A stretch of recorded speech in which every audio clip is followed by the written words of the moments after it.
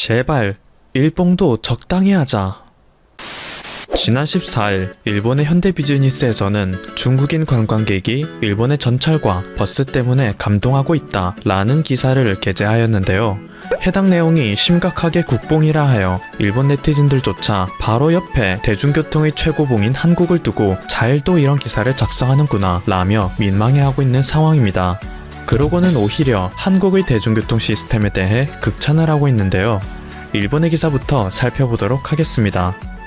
기사에서는 일본을 방문하는 중국인 관광객이 일본의 다양한 관습과 매너에 감동하고 있다 라고 합니다. 정말 대단해 라고 입을 모으는 일본에서의 감동 체험은 주로 전철과 버스 등 대중교통에서 이루어진다고 하는데요. 상하이 출신으로 도쿄에 여행 온 한 여성은 전철에 타서 우산을 정중하게 접는 사람을 보고 놀랐어요. 젖은 손으로 주름을 따라 제대로 접고 마지막으로 버튼을 누르는 순간까지 뚫어지게 쳐다봤죠. 중국에서 이렇게까지 하는 사람은 전혀 없거든요. 또 어린아이가 엄마와 함께 창밖을 구경하는 것은 정말 흐뭇한 풍경이었어요. 상하이의 지하철은 말 그대로 지하밖에 없기 때문에 밖의 풍경을 보기 어렵거든요. 일본인들은 어릴 때부터 이런 체험으로 삶을 시작하는구나 라고 생각했어요 라고 말했다고 합니다. 항저우에서 도쿄로 여행 온 40대 남성은 청소부들이 큰 쓰레기 봉투와 청소 용구를 들고 사람들에게 정중하게 인사를 하며 청소하는 모습을 보니 기분이 좋아진달까요? 기쁘네요 라고 하였으며 역주구 계단에는 휠체어 리프트가 있어 몸이 불편한 사람도 편리하게 지하철을 이용할 수 있다는 것에 일본에는 이런 기계도 있구나 대단하다. 중국에서 이런 것은 상상할 수도 없는데 마음이 따뜻해지는 순간이었다 라고 하였다고 합니다. 이러한 경험은 버스에서도 이어진다는데요. 버스가 정차하기 이전 운행 중은 위험하니 정차한 후 자리에서 일어나길 바란다 라는 음성 메시지를 듣고 굉장히 놀라는 여행객이 많다고 합니다. 그러면서 당연하다고 생각했던 것들이 다르게 보인다며 역시 일본은 대단하다 라는 식으로 기사를 마무리하고 있는데 이건 그냥 일본이 대단한 게 아니라 중국이 G2에 올라선 경제대국에 걸맞지 않게 발전이 덜 된 것이 아닌가 라는 생각이 들 정도네요. 아니나 다를까 내두이기 판치기로 유명한 일본의 5채널에서조차 일본인이 대중교통에 자부심을 갖는 것이 부끄럽다 라고 말하고 있습니다. 대중교통 방면에서 세계 최고인 한국을 옆에 둔 이상 일본의 시스템은 어떻게 봐도 지옥에 불과하다 라고 하는데요. 그들이 지적하는 일본 지하철의 단점은 스크린 도어가 없어 위험하다. 노선마다 운영하는 회사가 다르기 때문에 회사마다 표를 따로 구입하거나 정산해야 한다. 버스와 지하철을 환승할 때에도 회사마다 달라 복잡하다. 일본의 지하철은 말 그대로 지옥철이다. 일본의 지하철을 이용하려면 공부를 해야 하는 수준이다 라고 하고 그에 반해 한국의 지하철은 저렴하고 편리하다. 환승이 너무 편리하다. 에스컬레이터가 정비되어 있다. 지하철의 위치도 그리 깊지 않아서 계단의 숫자도 적다. 스크린 도어의 안전성은 극찬을 부른다. 화재 방지를 위해 의자가 스테인리스로 되어 있고 쿠션에 특별한 것도 없는데 엉덩이가 안 아프다. 와이파이도 모든 곳에서 사용 가능해서 쾌적하다 라고 하죠. 이런 차이점에 대해 일본 네티즌들이 남긴 댓글을 직접 살펴보겠습니다. 한국의 모습을 보고 우리 단점을 고쳐야 해. 그렇지 않으면 우리도 중국 꼴이 나는 거야. 도쿄 지하철에서 각 역마다 번호를 붙인 것은 한국의 지하철을 보고 흉내를 낸 거죠. 한국이 일본보다 나중에 만들었으니까 어쩔 수 없지만 그런 것을 감안한다 해도 일본 지하철은 구리지. 일본인들은 불편한 것에 익숙해져서 의심을 하지 않기 때문에 이런 목소리는 새겨들어야 해. 일본의 만원 전철은 선진국 최악 수준이잖아. 매일 괴로운 만원 전철에서 고통을 받고 있으니까 적어도 출퇴근의 스트레스를 줄이기 위해서라도 전철 환경을 개선했으면 좋겠어. 일본의 전철은 정부에서도 포기했잖아. 한국은 어떤지 모르겠지만 도쿄 도내의 전철은 정말 불편하지. 계획성이 너무 없어. 일본의 미개한 전철은 회사가 기르는 노예의 운반이 주요 목적이니까 쾌적성 같은 것을 생각할 리가 없지. 멍청한 내두익 백수들은 모르고 있겠지만 서울에서는 지하철과 버스 환승 시 기본 요금이 이중으로 과금되지 않고 통과 운임만으로 탈 수 있는 것이 좋아. 도쿄는 전철끼리 갈아타도 기본 요금이 드니까. 일본은 비합리적인 것을 알고 있으면서도 개선하려고 하지 않는 거지. 사람들이 아무리 개선을 요구해도 무시하잖아. 일본 전철에서 한국어와 중국어 안내 방송은 없애버려. 영어만으로도 충분하잖아. 영어권 사람들이 영어 안내 방송이 나올 때까지 기다리는 것은 너무 불편하지 않아? 일본어와 영어만 있어도 충분해. 일본에 오는 외국인 관광객의 대부분은 중국인과 한국인이잖아. 내두익들아, 제발 한 번만이라도 서울에 가서 스스로의 시야가 얼마나 좁은지 확인해봐라.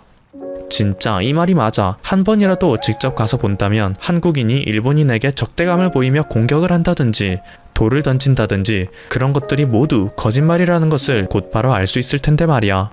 저쪽의 정상적인 사람들은 내두익이 인터넷에서 한국에 집착하는 만큼 일본을 그닥 의식하지 않는다고. 내두익은 정말 자의식 과잉이야. 이렇게 일본인들마저도 자국의 대중교통을 칭찬하는 글에 자조적인 태도를 지닐 만큼 일본의 대중교통은 한국의 것에 비해 너무 초라하다는 사실을 인지하고 있는데요. 실제로 일본인들이 그렇게 좋아하는 영어권 사람들은 인터넷에서도 한국의 시스템을 칭찬하기에 바쁩니다. 최근 한 영어권 커뮤니티 사이트에 올라온 글에서는 한국의 지하철 시스템이 얼마나 대단한지 느꼈다는 수기가 올라왔는데요. 이곳에서는 한국의 지하철은 굉장히 빠르고 저렴하다. 모든 것이 질서정연하고 체계적이다. 전철 또한 너무나도 안정적으로 움직이는 나머지 한 손에는 커피를 들고 한 손에는 폰을 들고 있어도 전혀 위태롭지 않게 서 있을 수 있다. 미국의 지하철에서는 살기 위해 필사적으로 손잡이를 붙잡고 있어야 했던 것에 대조적이다. 가장 중요한 부분은 깨끗하고 조용하다는 점이다. 서구권 도시의 지하철을 경험해 본다면 버스킹을 하며 돈을 모은 사람이 성가시다. 하지만 한국에서는 누구도 악기를 연주하지 않으며 누구도 소리치지 않아 평화롭고 편안하다 라며 극찬하고 있죠. 이 글에 달린 다른 외국인들도 하나같이 칭찬 일색이었는데요. 진짜 인상적이지. 내가 탔던 지하철 중에 최고야. 정말 많이 발전한 것 같아. 1990년대에서 2000년대 초까지만 해도 지하철 안에서 물건을 파는 잡상인들이 많았어. 그런데 얼마 전 한국을 방문했을 때에는 그런 사람들이 전혀 보이지 않더라고. 잡상인은 아직 있긴 해. 단지 그 수가 많이 줄어들었을 뿐이지. 지하철 직원이 일 처리를 잘하더라고. 내가 이곳을 영원히 떠나고 싶지 않은 이유야. 이 나라는 여러 방면에서 참 놀라워. 맞아. 이 지하철을 등지고 한국을 떠나기 싫어. 항상 운영한다는 것이 가장 놀라운 점이지. 다른 나라에서는 여행을 할 때 혹시 모를 사태를 대비해서 여러가지 운송수단을 알아봐야 한다는 것에 비해 한국의 지하철은 신뢰도가 높아서 한 번 루트를 정하면 플랜 B가 필요 없어. 뉴욕의 지하철을 타느니 암에 걸리는 게 낫지. 나도 예전에 여행할 때 느꼈어. 한 번도 한국에 와본 적이 없는 사람도 쉽게 이용할 수 있다는 게 감명 깊었지. 너가 말한 모든 것에 동감해. 굳이 자동차를 구매할 필요가 없으니 돈도 많이 절약할 수 있다고. 전 세계에서 가장 뛰어난 지하철이야. 이보다 좋은 곳은 절대 없다고. 편향된 시선이 아니라 객관적인 사실이 그래. 싱가포르는 어떨까? 나는 싱가포르 사람인데 여러 가지 이유에서 싱가포르보다 한국이 낫다고 말할 수 있어. 노약자를 위한 좌석도 많고 지하철도 넓어. 가격도 훨씬 저렴하다고. 1호선만 빼면. 지금까지 퍼플튜브였습니다. 여러분의 구독과 좋아요 그리고 알림 설정은 컨텐츠 제작에 큰 힘이 됩니다. 감사합니다. 인천 연평도에서 해양수산부 공무원이 사살된 사건이 있었습니다. 이 사건을 두고 정치권이 격돌하는 분위기입니다. 현재 공무원의 시신을 찾기 위한 며칠째 수색이 이어지고 있습니다. 이날 집중 수색에는 해경과 해군함정 29척과 어업지도선 9척 등 선박 38척과 항공기 5대가 투입됐습니다. 이외에도 다수의 어업지도선과 어선이 함께 참여하고 있습니다. 공무원의 실종 전 행적도 조사 중인 해경은 자진 월북 가능성도 배제하지 않고 있습니다. 하지만 관련 정황은 찾지 못했습니다. 공무원이 속해 있는 서해어업지도관리단의 직원 숙소를 찾아 개인용 컴퓨터가 있는지 확인했으나 찾지 못했습니다. 정치권에서 화두가 되는 건 두 가지입니다. 첫 번째는 종전선언입니다. 여당에서는 종전선언이 이루어졌다면 이번에 이런 불행한 사태도 없었을 것이라는 입장입니다. 종전선언이 공식적으로 언급되었던 건 2018년 가을쯤입니다. 국회 외통위에서는 한반도 종전선언 촉구 결의안과 한반도 평화를 위한 북한 개별 관광 허용 촉구 결의안 법안 상정을 두고 여야가 격돌하기도 했습니다. 야당은 최근에 벌어진 북한의 만행으로 비추어 볼 때 좀 더 심도 있는 검토와 신중한 논의가 필요하다는 입장이었습니다. 여당은 이번 상황 때문에 보류하거나 취소하면 안 된다는 입장입니다.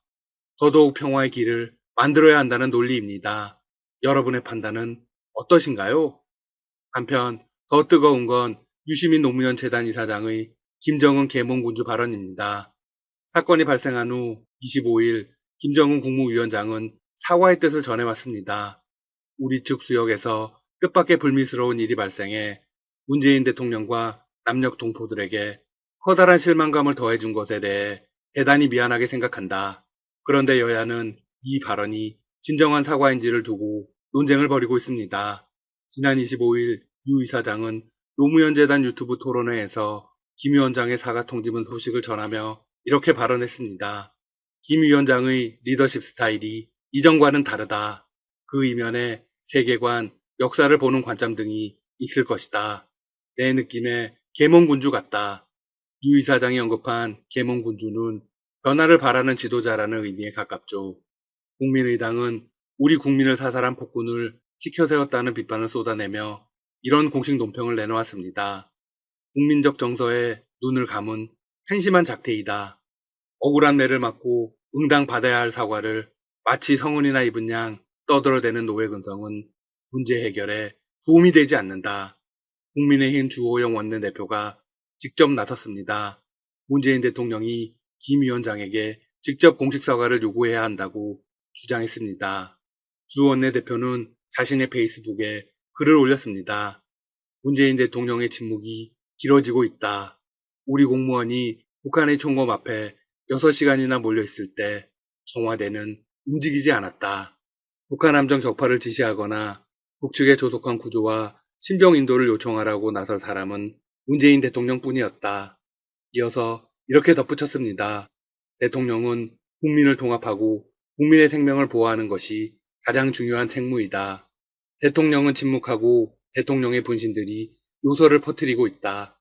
김정은을 계몽군주라고 칭송하면서 독재자의 친구 폭정의 방관자로 나섰다. 주 원내대표는 이렇게 발언글을 마무리했습니다.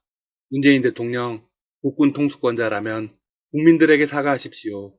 국군 통수권자라면 북한 김정은에게 공식 사과를 요구하십시오. 그렇다면 정부는 어떤 반응일까요? 문재인 대통령은 28일 오후 청와대에서 수석 보좌관 회의를 주재하고 의중을 밝혔습니다. 북한의 최고 지도자로서 곧바로 직접 사과한 것은 사상 처음 있는 매우 이례적인 일이다. 그만큼 김 위원장도 이번 사건을 심각하고 무겁게 여기고 있으며 남북관계가 파탄으로 가지 않기를 바라는 마음을 확인할 수 있다. 희생자가 어떻게 북한 해역으로 가게 됐는지 정의와 상관없이 유가족들의 상심과 비탄에 대해 깊은 애도와 위로의 말씀을 드린다. 이유 여하를 불문하고 국민의 생명과 안전을 지켜야 하는 정부로서는 대단히 송구한 마음이다. 현재 문 대통령은 남북 공동조사도 다시 언급했습니다. 이번 사건의 사실관계를 규명하고 재발 방지를 위한 실질적 방안을 마련하는 것이 남북 모두에게 절실히 필요한 일이라는 것이죠. 군사통신선 재개도 언급했습니다. 정부는 이번 사건에서 가장 아쉽게 부각되는 점으로 남북 간의 군사통신선이 막혀 있는 현실을 꼽았습니다. 서로 대화가 이루어지지 않고 있기 때문입니다. 정부는 또한 이도훈 외교부 한반도 평화교섭본부장을 미국에 파견해 공조를 논의하기로 했습니다. 스티브 비건 미 국무부 부장관과 협의를 위한 방미이기도 합니다. 미국은 해당 사건에 대해 한국 정부의 입장을 지지한다는 입장을 공식적으로 밝혔습니다. 한편 북한에서는 2018년 말 김정은 국무위원장을 암살하려다 실패한 사건이 발생했다고 합니다. 이 사건이 한일 관계 악화의 원인이 됐던 초계기 레이더 갈등의 원인이 되었다고 합니다. 이는 일본의 주간지 슈칸 겐다이의 특별편집위원이 언급한 내용입니다. 과연 무슨 일이 일어난 걸까요? 이 사건은 김정은이 강원 원산시 갈마해양관광지구 건설 현장 시찰을 갔을 때 일어났습니다.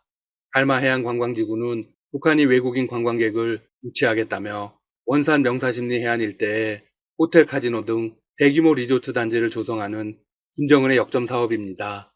일본 언론에 따르면 김정은 국무위원장이 갈마지구 시찰을 갔을 때 심한 고역을 견디지 못한 건설 현장의 병사 일부가 암살미수 사건을 일으켰습니다. 범인은 일망타진됐으나 4명의 배를 타고 일본으로 망명하려고 했다고 합니다.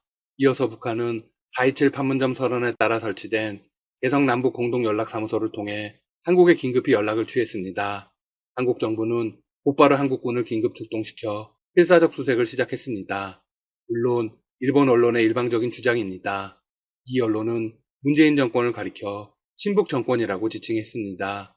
이 모습을 지켜보던 일본 자위대가 P1 초계기를 출동시켰다고 합니다.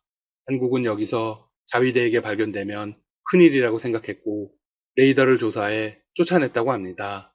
언론에 따르면 이 이야기의 출처가 한국이라고 합니다. 그러면서 이 이야기는 확실히 가능성이 충분하지만 사건의 전체적인 진상은 아직 불분명하다고 했습니다. 이후 언론은 2018년 12월 20일 동해상에서 한국군에 구조된 뒤 북한으로 돌려보내진 주민 3명과 시신 항구가 김정은 암살 미수 사건에 가담한 북한군 병사들이었다고 이야기하기도 했습니다. 출처는 역시나 한국 측으로부터 들었다고 언급했습니다. 2018년 12월 20일에 실제로 어떤 일이 있었을까요? 동해 한일 중간수역에서 북한 선박이 조난 신호를 보냈습니다. 한국 해군 구축함 광개토 대항함이 이를 수색했습니다. 일본 언론에 따르면 그 배에 암살을 시도한 사람들이 타고 있었다는 겁니다. 일본은 해상 자위대 소속 P1 초계기를 출동시켰고 저고도로 위협 비행을 했습니다. 일본 측은 당시 광개토 대항함이 자위대 초계기를 겨냥해 사격 통제 레이더를 가동하는 등 공격 직전 행위로 간주될 수 있는 행동을 했다고 합니다. 한일 양국은 한 달여간 이 사건을 놓고 진실 공방을 벌였습니다. 북한 노동장 기관지 노동신문은 자위대 초계기 사건 발생 전인 2018년 11월 1일자에서 김 위원장의 원산 갈마 해안 관광지구 시찰 소식을 대대적으로 보도했습니다. 노동신문은 초계기 사건 다음 날인 2018년 12월 21일에는 김 위원장이 갈마 해안 관광지구 건설 일꾼과 근로자들에게 감사를 보냈다는 기사를 게재했습니다. 일단 시점은 정확히 맞아떨어지고 있습니다. 과연 진실은 무엇일까요? 지금까지 닥터시사TV였습니다. 여러분 시청해주셔서 감사합니다. 구독과 좋아요 부탁드립니다.